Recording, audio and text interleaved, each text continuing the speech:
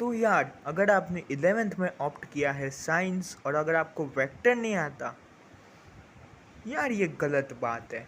जी हाँ, बहुत ही ज़्यादा गलत बात है क्योंकि वेक्टर्स पूरे 11th स्टैंडर्ड में फिज़िक्स का one of the most important lessons में से एक है। तो यार आपको सबसे पहले समझना पड़ेगा वेक्टर अलजेब्रा। जी हाँ, एक नई चीज़, एक नया टॉपिक आज के दिन हम लोग लेकर आए हैं। पिछली बार हम लोगों ने ट्रिग्नोमेट्री के थीटास को कैसे बेहतरीन तरह से फाइंड करना है उसकी ट्रिक लाए थे। तो आज हम लोग लाने वाले हैं वेक्टर अलजेब्रा और काफ़ी ज़्यादा दिमाग वाला ये टॉपिक होने वाला है। ऑफ कोर्स उतना ज़्यादा हार्ड नहीं है जितना आप सोच रहे हो, लेकिन हाँ ट्रिकी है काफ़ी ज़्यादा। सम्स इसके आते हैं बहुत, इवन कॉम्पिटिटिव एग्ज़ाम्स में भी आते हैं। नीट में हो गया, उसके अलावा MHT CET बुचकेट जिस भी स्टेट में आप हो उसकी लोकल एग्ज़ाम हो गए। उसके अलावा 11th 12th में तो है ही ये इम्पोर्टेंट। जी में भी आते हैं इसके क्वेश्चंस, तो ऑफ कोर्स ये बात है बहुत इम्पोर्टेंट है ये। और आपको इस चैप्टर को बहुत मतलब इम्पोर्टेंस देना चाहिए।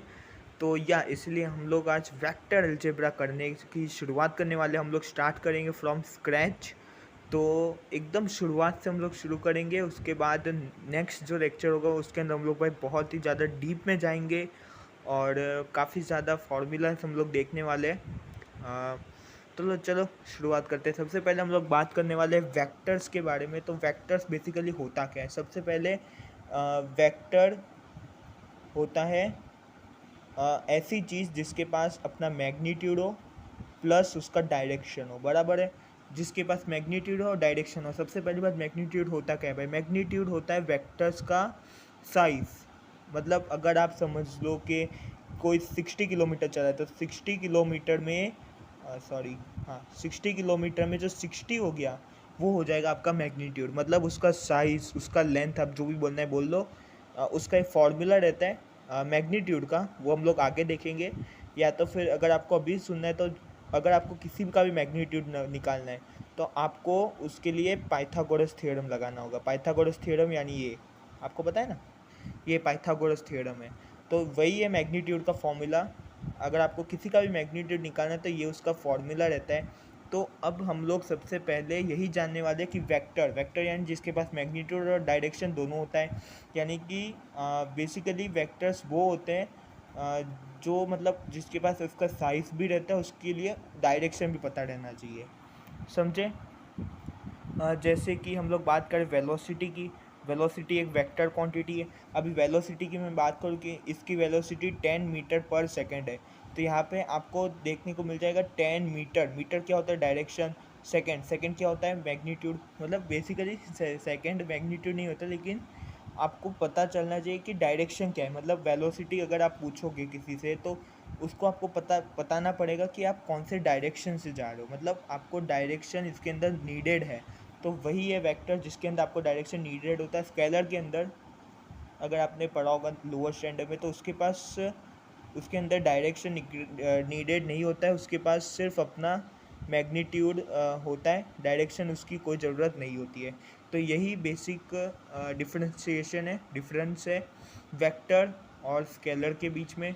और कुछ इन दोनों के बीच में डिफरेंस नहीं है। मेरा मतलब है, लेकिन आपको अभी कोई ज़रूरत नहीं है। बस आपको ये बेसिक बता दिया है। अभी हम लोग बढ़ते थोड़ा सा वेक्टर अलजेब्रा के ऊपर।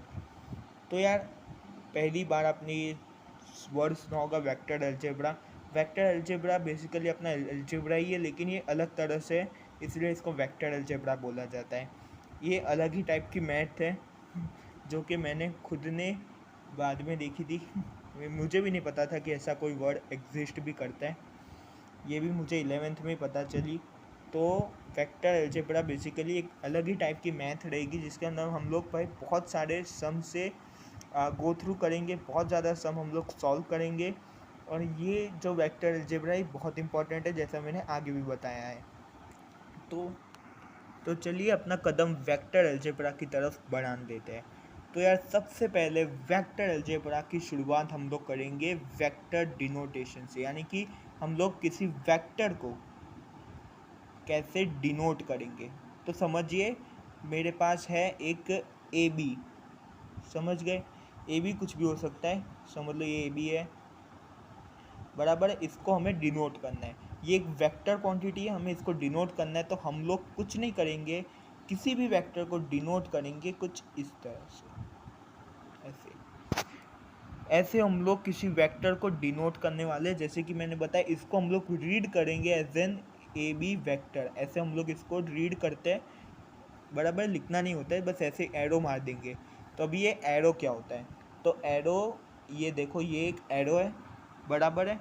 अगर आपने कॉइन टॉस किया होगा तो उसके अंदर आपने देखा होगा एक हेड्स होता है, एक टेल्स होता है। वैसे ही इस एरो की ये जो आपको छोटा वाला रीजन देखने को मिल रहा है, यानी कि डॉट वाला एकदम छोटा वाला रीजन, इसको हम लोग बोलते हैं टेल, इसकी पूंछ, बराबर है। ये वेक्टर की पूंछ होती है। और ये जो बड़ा वाला रीजन है, ये जो ट्राइंगल वाला रीजन है, इसको हम लोग बोलते हैं हेड, बराबर है। क्या बोला मैंने, वेक्टर को कैसे डिनोट करते हैं, समझ लो एक ए बी नाम की क्वांटिटी है, तो उसके ऊपर बस एक एरो मारना है तो वो हो जाएगा वेक्टर। और इसको डिनोट करते हैं एक एरो से, जैसे मैं बोला, उसका एक हेड होता है, उसका एक टेल होता है। ये जो छोटा वाला रीजन है उसको हम लोग बोलते हैं टेल, बड़ा वाला रीजन को हेड बोलते हैं, बराबर है। ओके, तो ये हो गया, टेल हो गया, हेड हो गया। तो अब वेक्टर और स्केलर्स, तो देखो स्केलर को अगर हम लोग डिनोट करते तो उसके अंदर हम लोगों को एरो मार दिया तो ये गलत हो जाएगा, बराबर है। स्केलर के अंदर हमें एरो नहीं मारना है, वेक्टर के अंदर हम लोग एरो नहीं मारेंगे तो भी चलेगा, अगर हम बस ऐसा कर देंगे तो भी चलेगा, लेकिन आपको ऐसा कुछ करना पड़ेगा। आप 11th में हो, ठीक है, ऐसा आपको करना पड़ेगा। और स्केलर के अंदर अगर आपने ऐसा कर दिया तो गलत होगा। अगर आपको स्केलर को डिनोट करना है तो बस ऐसे ही ए बी के रूप में आप कर सकते हो डिनोट इसको। आपको इसके ऊपर ऐसा बिंदु लगाने का बिंदु नहीं, मतलब इसके ऊपर ऐसा एरो मारने का ऐसा कोई भी ज़रूरत नहीं है, बराबर है, ठीक है, समझ आ गया। तो अभी हम लोग थोड़ा वेक्टर के टाइप्स देखते हैं। जी हाँ, वेक्टर के भी बहुत सारे टाइप होते हैं, जिसके अंदर सबसे पहला टाइप होता है ज़ीरो वेक्टर। तो ये ज़ीरो वेक्टर क्या होता है, ज़ीरो वेक्टर कुछ भी नहीं होता है भाई, बहुत सिंपल है, शायद से सबसे ज़्यादा सिंपल वेक्टर यही है। ज़ीरो वेक्टर वही होता है जिसका भाई मैग्नीट्यूड होता है ज़ीरो। मैग्नीट्यूड मैंने आपको अभी बताया, कहाँ है, हाँ ये रहा, साइज़ होता है, तो जिसका कोई भी साइज़ ही नहीं है, अगर समझ लो कोई रेस्ट पे है तो वो ज़ीरो हो जाएगा, तो यानी कि इसका ज़ीरो मैग्नीट्यूड होगा, मतलब उसका कोई स्पेशली कोई मतलब वो नहीं है, साइज़ नहीं है, और उसका कोई भी लेंथ नहीं है, तो वो हो जाएगा ज़ीरो वेक्टर में आ जाएगा, समझ गए।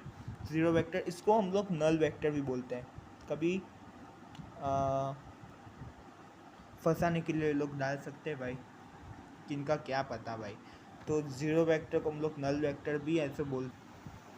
तो अभी हम लोग पढ़ने वाले दूसरा, अच्छा इसका एक्सेलरेशन भी जीरो होता है, हाँ इसका एक्सेलरेशन भी ज़ीरो होता है, ये ज़ीरो वेक्टर का। अभी हम लोग दूसरा वेक्टर पढ़ेंगे, रिजल्टेंट वेक्टर।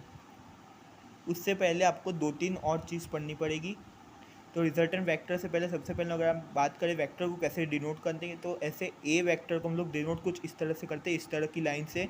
बी वेक्टर हो गया तो इसको इस तरह की लाइन से डिनोट करता है। अगर हम लोग बात करें ए वेक्टर इस तरह से आ गया और बी वेक्टर के ऊपर लाइन उल्टी है तो ये कुछ ऐसा हो जाएगा, समझ गए, ठीक है, समझ गए, क्लियर है। तो ये ऐसा हो जाएगा। तो अभी मैं आपको बताऊँ कि रिजल्टेंट वेक्टर क्या होता है।